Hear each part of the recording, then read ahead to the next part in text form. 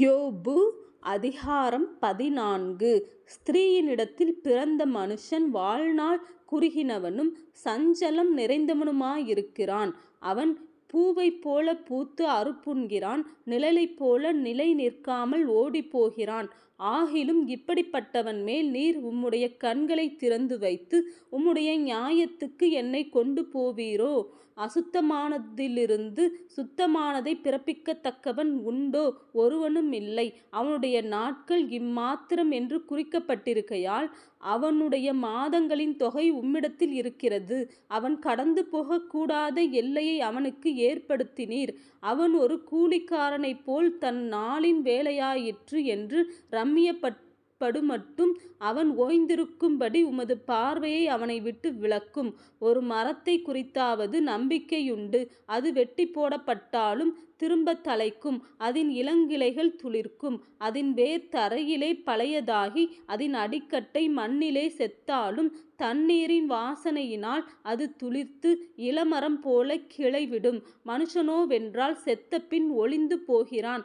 மனுபுத்திரன் ஜீவித்து போன பின் அவன் எங்கே? தண்ணீர் ஏரியிலிருந்து வடிந்து வெள்ளம் வற்றி சுவரிப்போகிறது போல மனுஷன் படுத்து கிடக்கிறான். வானங்கள் ஒளிந்து போகும் அளவும் எழுந்திருக்கிறதுமில்லை, நித்திரை தெளிந்து விழித்திருக்கிறதுமில்லை. நீர் என்னை பாதாளத்தில் ஒளித்து உமது கோபம் தீருமட்டும் என்னை மறைத்து என்னை திரும்ப நினைக்கும்படிக்கு எனக்கு ஒரு காலத்தை குறித்தால் நலமாயிருக்கும். மனுஷன் செத்தபின் பிழைப்பானோ?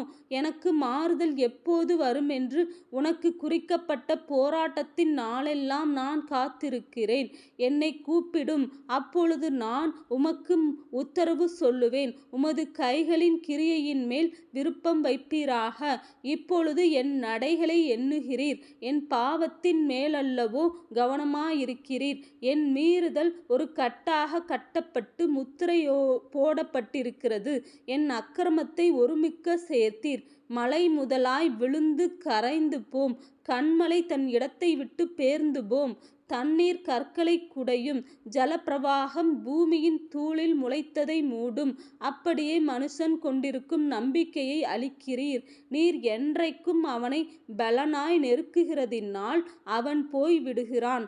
அவன் முகரூபத்தை மாறப்பண்ணி அவனை அனுப்பி விடுகிறீர். அவன் பிள்ளைகள் கனமடைந்தாலும் அவன் உணரான்.